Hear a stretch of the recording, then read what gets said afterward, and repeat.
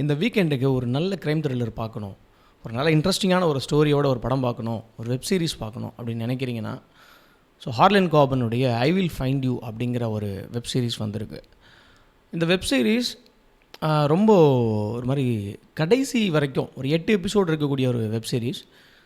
First எபிசோடில் சாதாரணமாக start ஆகக்கூடியது கடைசி எபிசோடு வரைக்கும் நமக்கு வந்து ஒரு சீட்டினுடைய நுனியில் உட்காந்து பார்க்குற மாதிரியான ஒரு வெரி இன்ட்ரெஸ்டிங்கான ட்விஸ்ட் அண்ட் டர்ன்ஸ் இருக்கக்கூடிய ஒரு பக்காவான வெப் சீரிஸ்.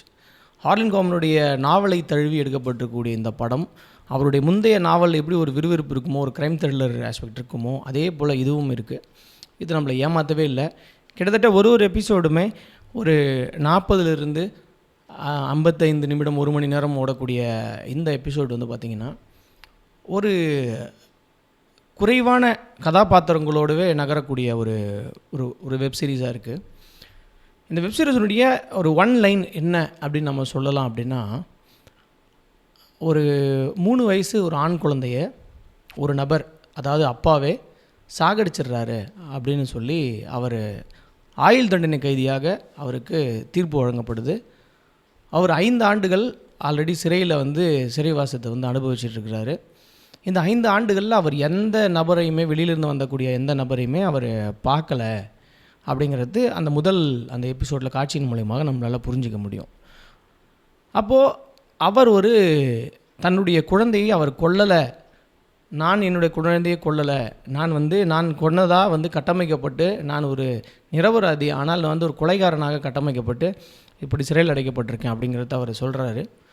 அது அவருடைய முகத்திலையும் நமக்கு தெரிஞ்சிக்க முடியுது. தன்னுடைய மகனை, தன் ஆசையாக வளர்த்த தன்னுடைய அந்த 3 வயது மகனை ஒரு பேஸ்பால் பேட்டால் எப்படி வந்து ஒரு தந்தை அடித்து கொண்டிருப்பேன் அப்படின்னு தனக்கு நானே வருத்தப்படக்கூடிய ஒரு மனிதராக இருக்கிறார். அப்போது இப்படி தான் செய்யாத ஒரு கொலை குற்றத்திற்காக 5 ஆண்டுகள் சிறையில் இருக்கக்கூடிய அந்த மனிதர் ஒரு நாள் தன்னுடைய மனைவியினுடைய தங்கை வந்து தங்களை பார்க்க வராரு. இந்த 5 ஆண்டுகள் யாரையுமே அவர் பார்க்கல.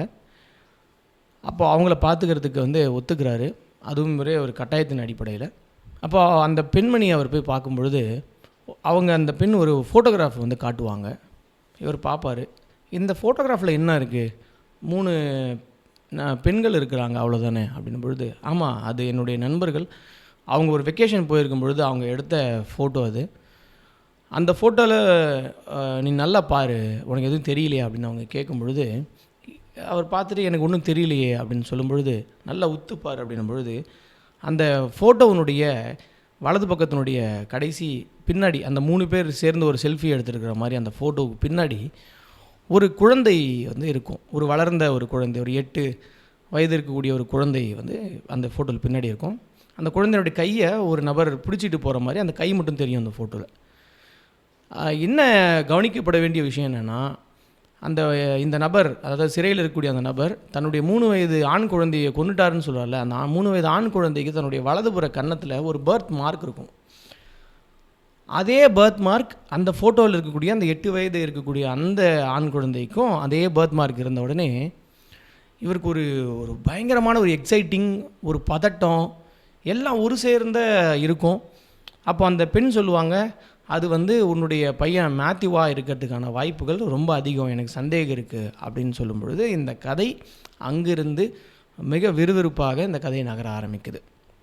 ஆக இப்படியாக இந்த ஆரம்பிக்கக்கூடிய இந்த கதை, அப்போ அந்த ஃபோட்டோகிராஃபில் இருக்கக்கூடிய அந்த பையன் தன்னுடைய மகன் தான் அப்படின்னு ஸ்ட்ராங்காக நம்பக்கூடிய அந்த தந்தை என்ன செய்கிறாரு, எப்படி அந்த ஜெயிலில் இருக்கிறாரா, அந்த குழந்தையை கண்டுபிடிக்கணும்னு போகிறாரா என்ன அப்படிங்கிறது தான் மீதி கதை.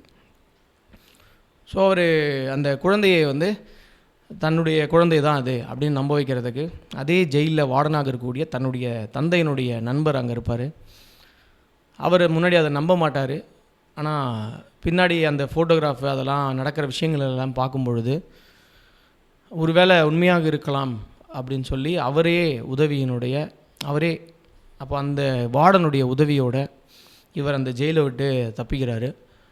தப்பிச்சு தன்னுடைய மனைவியினுடைய தங்கச்சியினுடைய உதவியோட இந்த 2 பேருமே ஒன்று ஒரு முடிச்சுகளை வந்து அழுத்திக்கிட்டே ரிவீல் பண்ணிக்கிட்டே ஒன்று ஒன்றா தேடி போவாங்க, ஒருத்தங்களை நோக்கி போவாங்க. முதல்ல வந்து அந்த ஜெயிலே வந்து தனக்கு மிகப்பெரிய தொல்லை கொடுத்துட்டு இருக்கக்கூடிய ஒரு போலீஸ் அதிகாரியை வந்து அவர் யாரோ ஒருத்தர் அவருக்கு பணம் கொடுத்து இவரை டார்ச்சர் பண்ணினே இருக்கணும், இவனை வந்து பார்த்துக்கினே இருக்கணுன்றதுக்காக யாரோ ஒருத்தர் சேர்ந்துருப்பாங்க. அவரை நோக்கி போவாங்க. அவரை நோக்கி போகும்பொழுது அங்கே அவர் வந்து ஒரு விவாதத்தில் அவர் தன்னை தற்கொலை பண்ணிக்குவார். நான் தான் வந்து அந்த பேட்டை வந்து நான் நைட்டு பள்ளம் தோண்டி புதைச்சது நான் தான் அப்படின்னு பக்கத்து வீட்டுக்காரங்க பார்த்து சாட்சி சொன்னேன், பொய் சாட்சி சொன்னேன். அந்த பெண்மணியை தேடி போவாங்க. அந்த பெண்மணி தேடி போகிறது அந்த இடைப்பட்ட அந்த நேரத்தில் இவரை வந்து அந்த ஜெயிலை விட்டு தப்பிக்கிறதுக்கு தன் தந்தையினுடைய நண்பராக இருக்கக்கூடிய அந்த வார்டனை வந்து அவர் தான் பிணைய கைதியாக வச்சுக்கிட்டு அவர் தப்பிச்சு போவார். அப்படி அந்த தப்பிச்சு போகிற அந்த கேப்பில் வந்து இந்த தகவல் எல்லாம் எஃபிஐக்கு போயிடும்.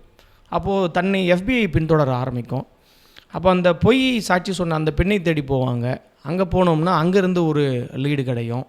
அந்த லீடு யார் அப்படின்னு பார்த்தோம்னா தன்னோட உடன் படித்த ஒருத்தன், அவங்ககிட்ட லீட் போகும். அப்புறம் அவனை வந்து போலீஸ் பிடிப்பாங்க, அவன் போலீஸ்லேருந்து தப்பிப்பான். அவங்ககிட்ட இருந்து அவனுடைய முதலாளிக்கு லீடு போகும். அப்போது அவன் என்ன பண்ணுவான் அப்படின்னு சொன்னால், நீ என்ன ஏன்டா கேட்குற, உன் பையன் காணாமல் போனதுக்கு உன்னுடைய அப்பாவே கீழே அப்படின்னு அந்த ஹீரோவனுடைய அப்பாவு பக்கம் திரும்பும், கதையை திரும்பும். இப்படி வந்து ஒரு ஒரு அப்படியே பரபரப்போடவே போயிட்டுருக்கக்கூடிய ஒரு திரைக்கதையாக இருக்குது. எங்கேயுமே நமக்கு வந்து ஒரு போரிங் அப்படிங்கிற அந்த விஷயமே இல்லை.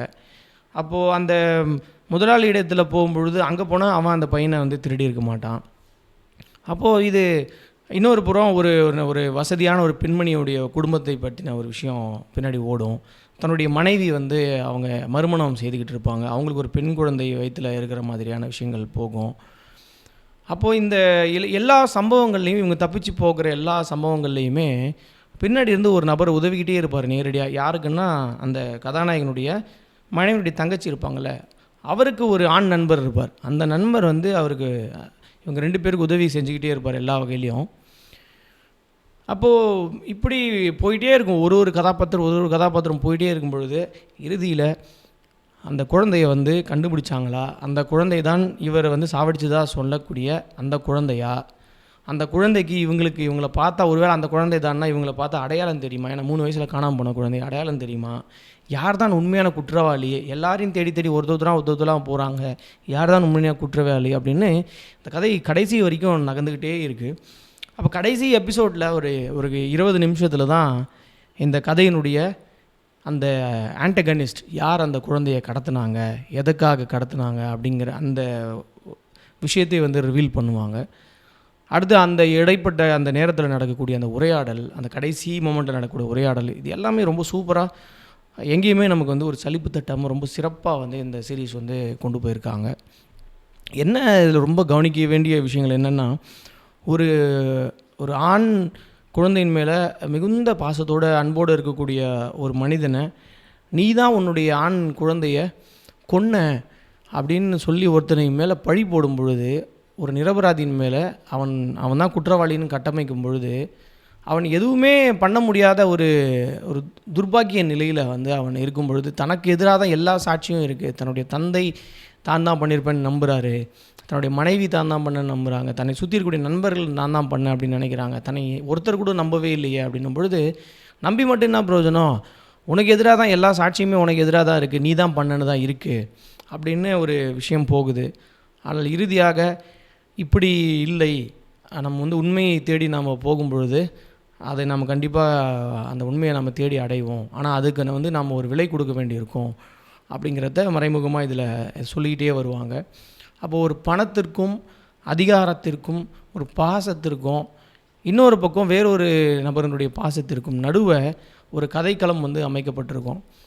அதன் வகையில் ரொம்ப சூப்பரான ஒரு வீக்கெண்டில் உட்காந்து ஒரு நல்லா ஸ்பெண்ட் பண்ணி ஒரு வெப்சீரிஸ் பார்க்கணும் பொழுது இந்த வெப்சீரிஸ் வந்து கண்டிப்பாக பார்க்கலாம். நான் வந்து ஸ்ட்ராங்காக ரெக்கமெண்ட் பண்ணுறேன். எனக்கு இதில் ஒரு சீன் வந்து ரொம்ப பிடிச்சிருந்தது. என்னென்னா, அவர் அந்த ஜெயில் விட்டு வருவார், அந்த பாஸ்டனில் இருப்பார். அமெரிக்காவை சுற்றி தான் இந்த கதை மொத்தமும் நடக்குது. பாஸ்டனில் இருப்பாங்க.